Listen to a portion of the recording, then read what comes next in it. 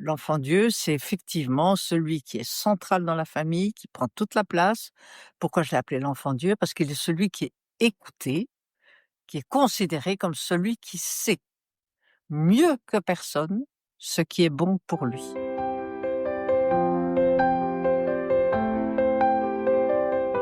Nous sommes ici avec Diane Rory. Merci beaucoup d'accepter de participer à notre tout premier podcast avec l'ASBL Cœur à Corps. Quels sont pour vous les principaux défis auxquels les parents sont confrontés maintenant au quotidien? Ah bah, écoutez, je crois qu'actuellement, faire grandir des enfants, c'est vraiment difficile.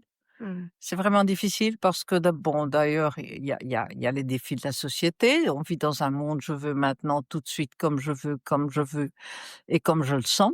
Ça transpire par portes et fenêtres et donc on est tous pris là-dedans, dans cette tendance à l'hyper-individualisme Mm. et à côté de ça, il y a aussi, la pression sur les parents, depuis qu'il y a la contraception, en fait.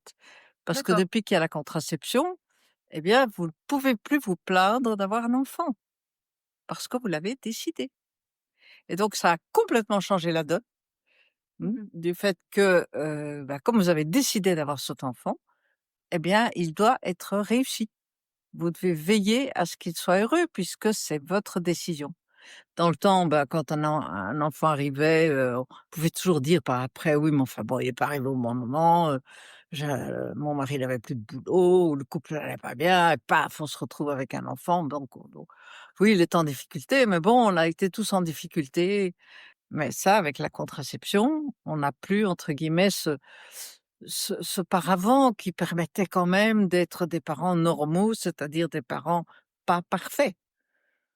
Maintenant, on demande aux parents de ne pas être des parents normaux, on leur demande d'être des parents parfaits, ce qui est hors norme et qui va pas et donc c'est très compliqué. Ok, assez curieux parce que c'est vraiment la première fois que je l'entends comme ça, que vous dites à partir du moment de la contraception, en fait, Ah oui. pour vous, c'est un peu comme un début. C'est comme un début, Oui. c'est d'ailleurs l'enfant roi a commencé à exister à partir des années 60. D'accord. Ah oui, c'était Mhm. avant ça, c'était quoi? C'était mai 68, l'autoritarisme, mai 68, c'était contre l'autoritarisme, c'était, laisser la parole aux enfants, Françoise Dolto. Les enfants sont des individus à part entière, on doit pouvoir les écouter, on doit pouvoir tenir compte Mhm. de ce qu'ils disent, d'où beaucoup d'incompréhension parce qu'on a dit que les enfants rois, c'était à cause d'elles, c'est absolument faux. C'est pas parce qu'on écoute un enfant qu'on lui donne toujours raison. Et c'est là où il y a le bas Ok. qui blesse. Mmh. Bien sûr qu'il faut écouter les enfants, mais il faut aussi leur transmettre la loi, la frustration, les règles et cetera. OK. Mais les années 60 sont vraiment des années clés au niveau de l'éducation. Ça s'est jamais vu avant. D'ailleurs, les droits de l'enfant, ont été écrits en 89, donc voilà, 30-40 ans plus tard, les droits de l'enfant étaient établis, ce qui est aussi un passage tout à fait important. En 60, vous rêvez, les enfants avaient juste le droit, de se taire. Mmh D'ailleurs, c'est mh. comme ça que j'ai grandi. Mmh. Little girls should be seen and not be heard. Ah Oui. oui, ça c'était Mmh. le leitmotiv de l'éducation à l'époque. Et donc, si je reprends un petit peu ce que vous avez dit, est-ce que vous avez l'impression qu'on est passé d'un extrême à l'autre? On est passé, oui, d'un excès de manque de présence et d'écoute de l'enfant. Ah effectivement, on est passé par l'enfant tyran et puis maintenant on est de plus en plus à l'enfant Dieu, ce qui est donc encore tout autre chose, hein, Mmh parce mh. que, l'enfant Dieu, c'est effectivement celui qui est central dans la famille, qui prend toute la place. Pourquoi je l'ai appelé l'enfant Dieu? Parce qu'il est celui qui est écouté, qui est considéré comme celui qui sait mieux que personne ce qui est bon pour lui, ce qui est évidemment une aberration totale. Et pourquoi? Si on développe un petit peu, pourquoi vous considérez que Pourquoi? oui? Parce qu'un enfant, il arrive sans la connaissance, éducative de comment grandir, comment s'adapter à la vie, comment devenir un être social. Alors on lui demande, déjà, presque, en gestation de conduire sa vie, de s'auto-éduquer. Moi, je vois, des dans les crèches, des histoires absolument, folkloriques à fond. Une maman dépose son enfant qui a tout juste pas 1 an, 16 mois, quelque chose comme ça, qui veut la clé de la voiture. Bon, elle lui donne la clé de la voiture, puis au moment où elle part, l'enfant refuse de donner la clé de la voiture. Il veut que la clé de la voiture soit dans son petit casier et on voit la maman partir à pied parce que Mais elle laisse la clé de la voiture dans un petit casier pour pas contredire son petit garçon de 18 mois. d'accord. Alors, je Mmh. sais pas, moi ça touche un petit peu quand même à des limites qui sont, bien imaginées pour l'enfant. Cette toute puissance, ça ça le rend en fait, ça le rend fou, quoi. Mmh. Et vous croyez que c'est une tendance générale ou c'est un peu, juste une partie des parents qui rentrent là-dedans ou c'est vraiment une tendance où ça se passe de plus en plus dans C'est-à-dire que les c'est une familles? Oui. tendance, Dieu Oui. merci, tous les parents sont pas là-dedans. Mmh. Mais de plus en plus, l'autre jour, je vois une maman qui change son linge de son bébé qui a 6 mois et elle s'adresse à lui en lui demandant: «Est-ce que tu me donnes la permission de te changer de linge? Je pense que ce serait mieux pour toi, mais enfin, dis-moi si tu crois que c'est bien». Il a 6 mois. Je Mmh pense mh. que la maman devrait savoir effectivement oser dire: «Maintenant, c'est le moment de changer ton linge, sinon tu vas avoir les fesses rouges». Est-ce qu'il y a eu, une genèse de ce mouvement? C'est-à-dire, est-ce qu'il y a eu comment on est passé de, l'enfant, «normal» entre guillemets, l'enfant classique à l'enfant Dieu? Ah bah, en étapes.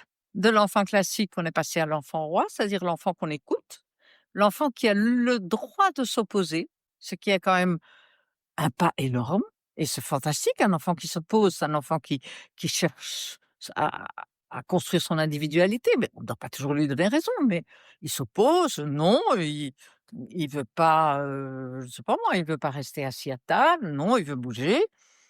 OK, bah, c'est très bien, mais tu dois savoir que si tu quittes la table, bah, tu viens plus manger, c'est tout. Voilà. Mais donc l'enfant avait le droit. Là où avant, l'enfant, il collait à sa chaise, pipait pas mot, quoi.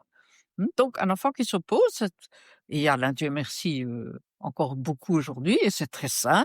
Simplement, là où c'est le parent qui doit mettre la loi, le parent met la loi, c'est tout. Mais c'est-à-dire, dans la hiérarchie, on a encore toujours le parent au-dessus, l'enfant en dessous. Ah et le parent qui finalement prend la décision finale, OK, tu peux aller te promener ou bien qui lui dit, «Tu restes à table», bah, enfin ça m'est égal quoi, ben, c'est la décision du parent.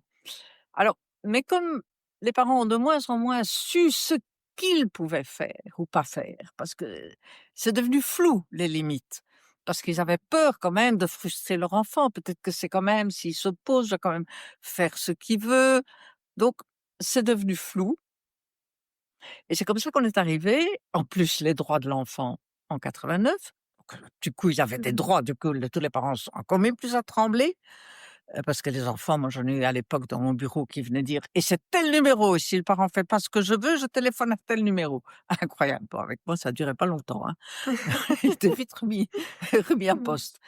Il y avait ça et il y a la chute du mur de Berlin en 89 et la chute du mur de Berlin fait que, toute la population occidentale a poussé un espèce de «ouf». Hein, vous avez pas connu, c'est la guerre froide, mais toute l'Europe et les États-Unis et la Chine, parce qu'il y avait la menace de la bombe atomique. Donc pendant des années, on vivait en tremblant que quelqu'un pète un câble et lâche une bombe et puis il y a eu la chute du mur. Oh! Allez, on aura la paix dans le monde, pas de bombe atomique et est arrivée l'émocratie, c'est-à-dire le droit aux émotions, le droit à voilà, à pleurer pour les hommes, à dire comme on a eu peur, mais comme c'est chouette et être heureux et tout ça. L'émocratie fait que, ben, on était de plus en plus à écouter aussi les émotions de l'enfant et ses propres émotions et c'est très bien, hein, mais à un moment, il fallait que l'émotion de l'enfant prime ou se négocie. Parce que qu'est-ce qu'on voit au niveau des places hiérarchiques? On voit que parents et enfants sont au même niveau chez l'enfant tyran et dans les années 2000. Ils sont au même niveau et on négocie. Alors il y a le petit qui négocie 2 bonbons à condition, que qu'il veut bien ramasser ses jouets, mais alors il reçoit 3 bonbons et pas 2. Mmh. Et donc on était dans cette époque-là, quoi, hein, où il y a encore aujourd'hui des enfants comme ça qui négocient avec leurs parents. Moi j'appelle cela les enfants tyrans, hein. Ils cherchent à prendre le pouvoir, mais on négocie. Puis les réseaux sociaux arrivent, avec, la psychologie positive mal comprise. Il faut, absolument que l'enfant, qui sait mieux que tout le monde, détermine sa vie et cetera. Et ça, c'est l'enfant Dieu, parce que là, on a l'enfant au-dessus et le parent en dessous. Mmh. Le parent se soumet à la loi de l'enfant. Alors vous imaginez, pour l'enfant, le niveau d'angoisse que vit cet enfant qui doit gérer les adultes, Mmh. qui doit décider que c'est papa qui va le coucher ce soir et pas maman, ou le contraire, qui doit donc décider à la place des parents ce qui est la responsabilité des parents.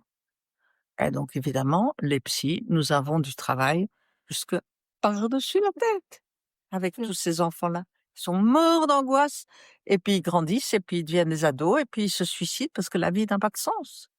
Parce qu'il n'y a pas eu de transmission, parce qu'ils n'ont pas de projet, parce que tout doit venir d'eux, ils doivent s'auto-construire, ils doivent s'auto-créer. Alors ils ont les réseaux sociaux, ils essayent de faire n'importe quoi, il faut avoir vite beaucoup d'argent, donc la drogue, c'est quand même une bonne piste, et voilà, et on est parti vers des situations assez compliquées.